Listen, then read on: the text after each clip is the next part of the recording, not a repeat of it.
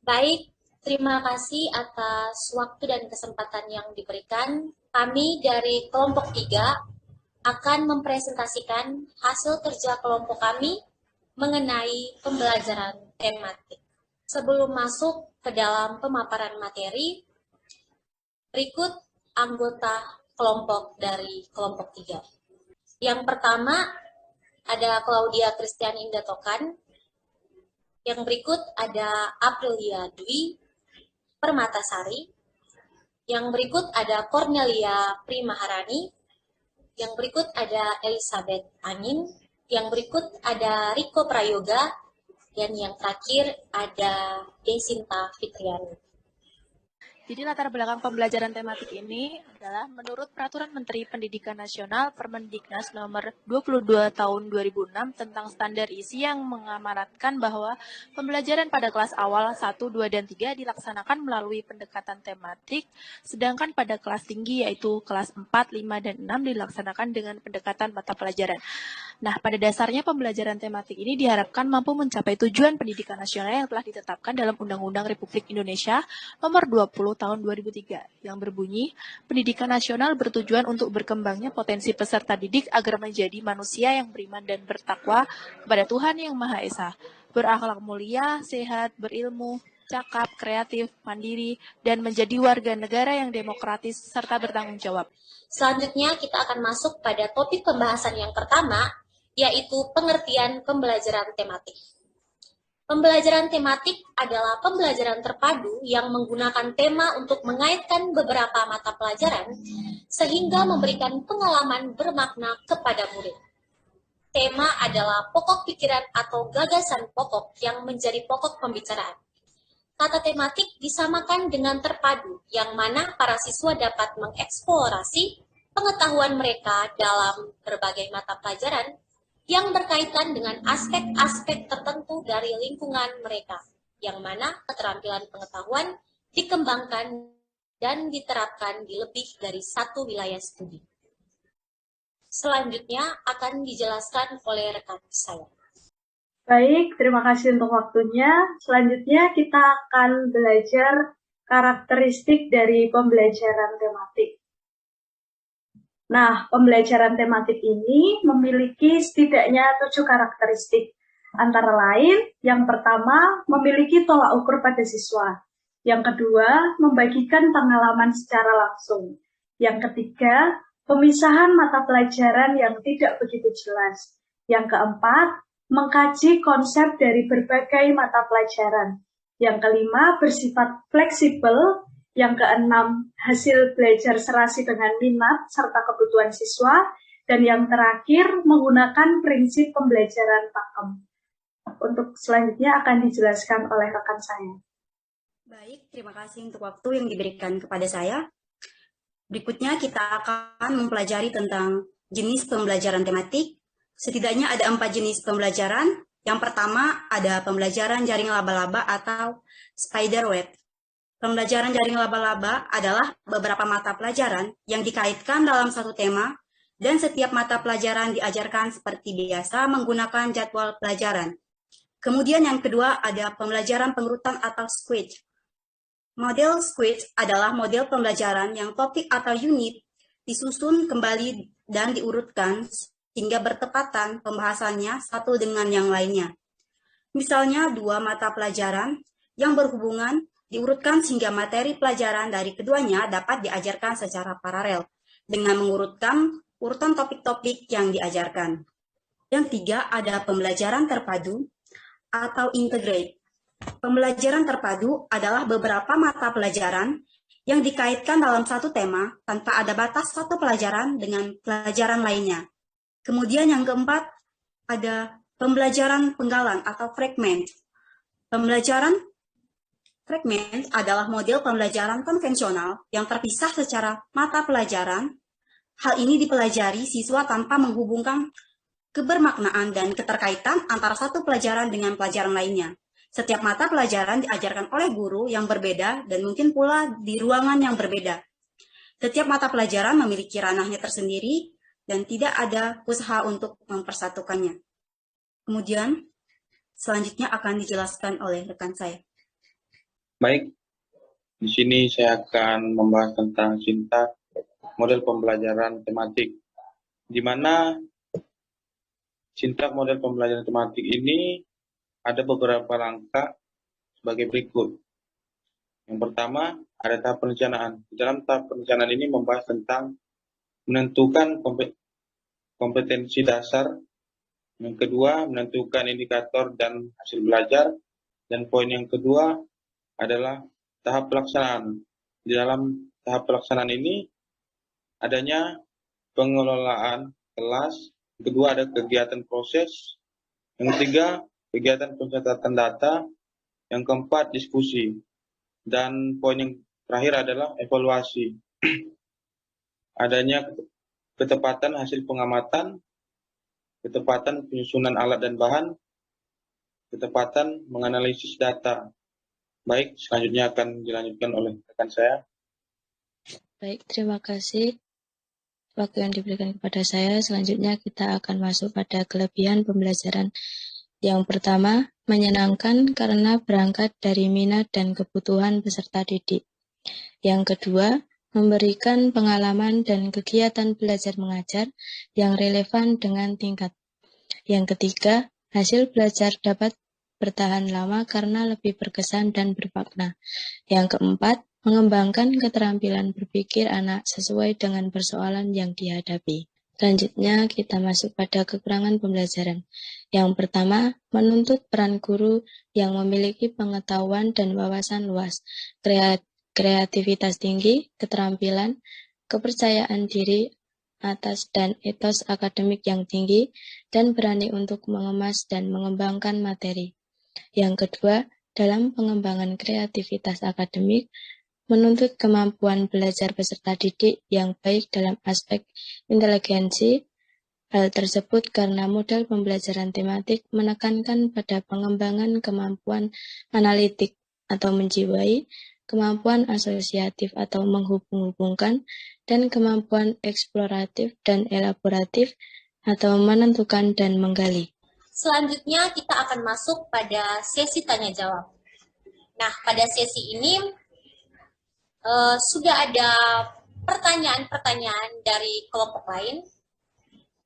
Masing-masing dari kami akan membacakan satu pertanyaan, kemudian langsung memberikan jawaban berdasarkan pemahaman kami selama berproses dalam kelompok. Kepada rekan yang bertugas, waktu dan kesempatan saya persilakan. Baik, terima kasih untuk waktu yang diberikan kepada saya. Saya izin menjawab. Ada pun beberapa strategi yang dapat digunakan.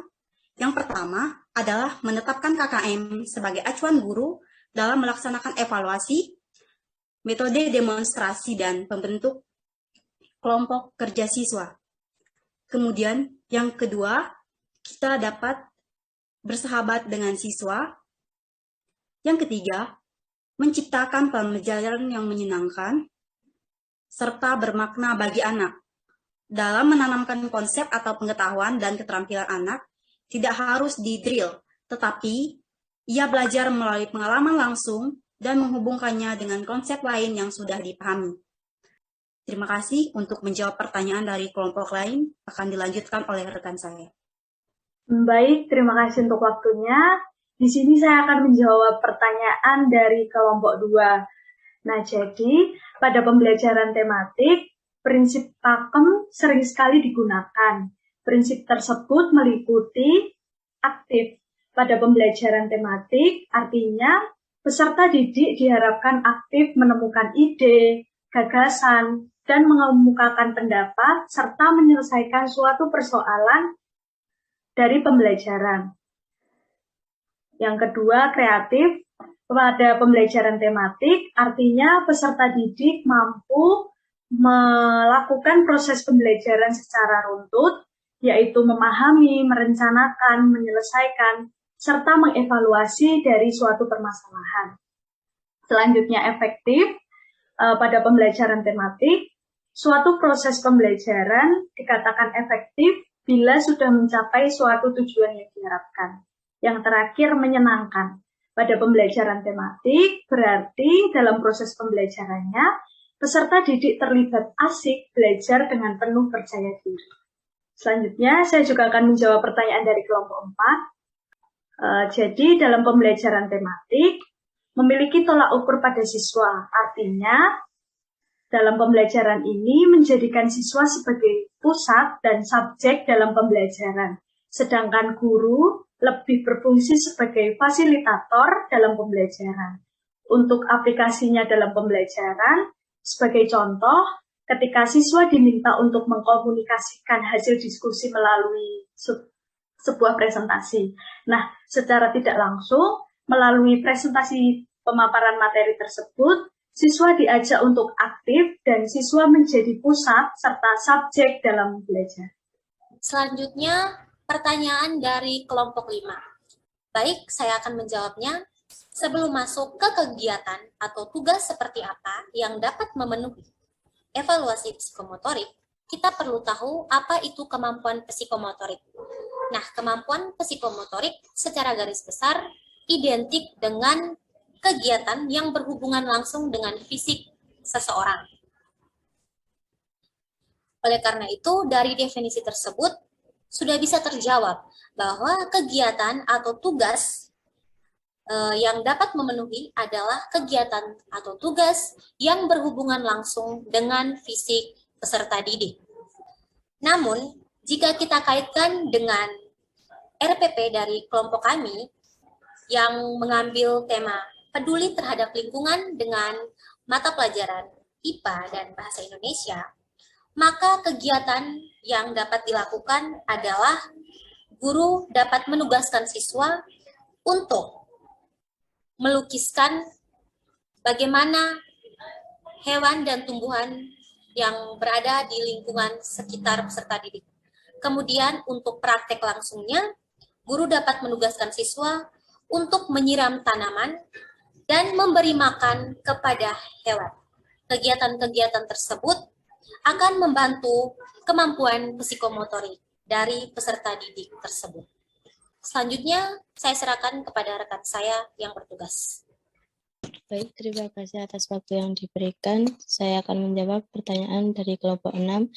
Nah, saya izin menjawab. Dalam model pembelajaran terpadu, keterpaduannya terjadi beberapa macam hal. Beberapa di antaranya adalah karena adanya tumpang tindih sejumlah topik dalam beberapa mata pelajaran yang berbeda. Butir-butir pembelajaran yang dapat dipayungkan pada induk mata pelajaran tertentu. Sedangkan dalam model pembelajaran tematik, terjadi karena adanya tema tertentu yang kecenderungannya dapat disampaikan melalui beberapa bidang studi lainnya. Pembelajaran tematik diterapkan di kelas rendah, sedangkan pembelajaran terpadu di kelas tinggi. Demikian jawaban dari saya, selanjutnya akan dijelaskan oleh rekan saya. Baik, saya akan menjawab pertanyaan dari kelompok 7. Di sini saya menjawab, jika guru harus mencari alternatif lain untuk melakukan pembelajaran dengan memperhitungkan atau mengubah metode belajar dengan di luar ruangan, bisa disebut juga dengan lebih mengarah siswa untuk belajar di alam luar dengan berdiskusi bersama di dalam kelompok. Dan juga guru harus lebih kreatif dalam mengambil cara lain dalam melakukan pembelajaran dengan memperbanyak praktek seperti diskusi atau berkelompok dengan keterbatasan sarana atau menggunakan cara belajar dengan bermain demi keberlangsungan pendidikan dan itu juga siswa akan lebih mengerti dan lebih memahami keadaan sehingga ia lebih bersemangat dalam melakukan kegiatan pembelajaran. Sekian dari saya, selanjutnya akan dilanjutkan oleh rekan saya. Baik, akan saya lanjutkan pertanyaan dari kelompok 8. Saya akan mencoba menjawabnya. Menurut kelompok kami, pembelajaran ini sudah mencapai tujuan pendidikan nasional karena pada pembelajaran tematik ini karakteristiknya memuat pakem. Nah, prinsip pakem itu sendiri adalah aktif, inovatif, kreatif, efektif, dan menyenangkan. Secara tidak langsung, pembelajaran tematik ini sudah mencapai tujuan nasional tersebut. Selanjutnya, waktu dan tempat saya serahkan kepada moderator. Baik, berikut merupakan jawaban-jawaban yang dapat kami berikan atas pertanyaan-pertanyaan yang dilontarkan terhadap kelompok kami. Semoga jawaban kami dapat membantu teman-teman sekalian. Baik, sekian hasil presentasi dari kelompok kami. Terima kasih kepada teman-teman yang sudah terlibat secara aktif dalam presentasi ini. Kami mohon maaf bila dalam presentasi ada kata atau tindakan yang kurang berkenan, dan atas perhatian kami ucapkan terima kasih.